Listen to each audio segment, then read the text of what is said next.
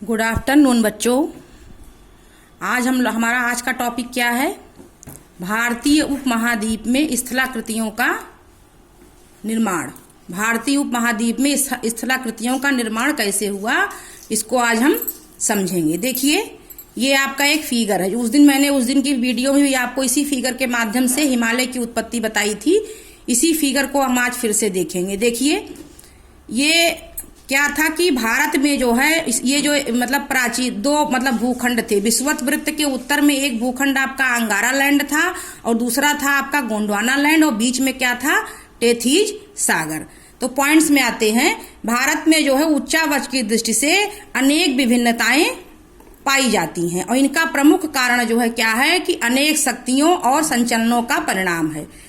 उच्चावच की दृष्टि से क्या हुआ कि भारत में जो है अनेक प्रकार की स्थलाकृतियों में जो विभिन्नताएं पाई जाती हैं, उनका जो प्रमुख कारण है वो अनेक शक्तियों संचलनों का परिणाम है। हुआ था यूं कि बच्चों, आज से लगभग 25 करोड़ वर्ष पूर्व क्या था कि जो भारतीय उपमहाद्वीप था उसके वो जो है विषुवत रेखा के दक्षिण में, जैसे मान लीजिए ये मैंने आपको बताया है कि विषुवत रेखा जो है 20 से होकर के जाती है। तो विषुवत रेखा के दक्षिण में जो है जो भारतीय उपमहाद्वीप था वो किसका पार्ट था? गोंडवाना लैंड का पार्ट था। प्राचीन गोंडवाना लैंड का एक हिस्सा था। और अंगारा लैंड क्या था आप जानिए। अंगारा लैंड जो है एक अन्य भूखंड था जो विषुवत रेखा के उत्तर में था। अंगारा लैंड नामक एक अन्य भूखंड भी था जो विषुवत रेखा के उत्तर में स्थित था। क्लियर? उसके बाद क्या था कि दोनों के बीच में क्या था? दोनों के बीच में टेथीज सागर था। और टेथीज सागर कैसे था? टेथीज सागर एक संकरा और लंबा उथला हुआ सागर था। उसके बाद क्या हुआ कि ये तो स्थिति थी, अंगारा लैंड जो है विषुवत रेखा के उत्तर में था और विषुवत रेखा के दक्षिण में गोंडवाना लैंड था, बीच में टेथीज सागर था। तो उसके बाद हुआ यूं कि इन जो भूखंडों की नदियां थी, कौन कौन से भूखंड आपके?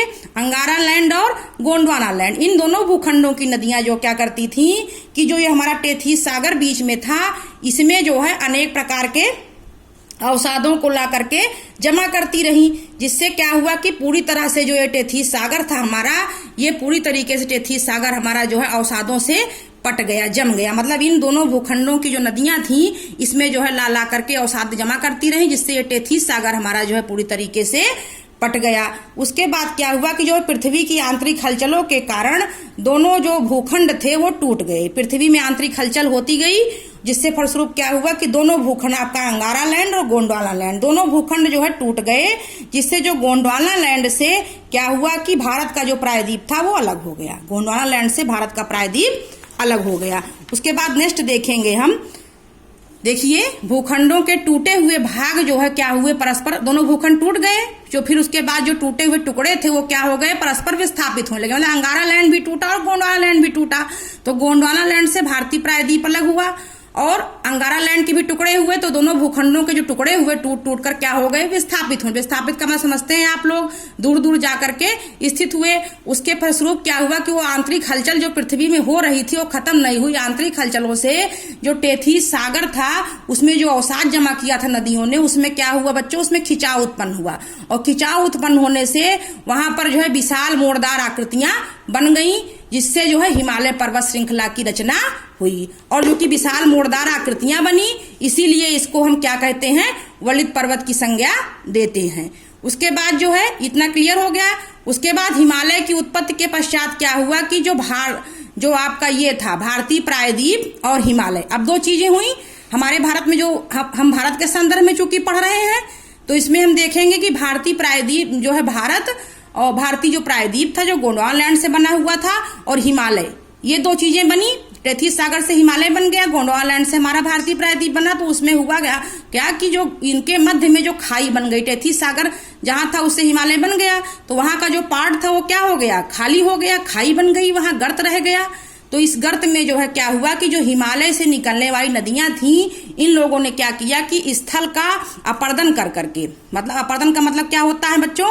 नदियां जब निकलती हैं पर्वतों से तो जो है काटती छाटती रहती हैं स्थल भागों को, पर्वतों को, तो उसको हम क्या कहते हैं? अपर्दन कहते हैं। तो अपर्दन करने के फलस्वरूप जो अवसाद आए उसको जो नदियों ने क्या किया? उस गर्त को जो है उस मतलब अवसादों को गर्त में डालना शुरू किया।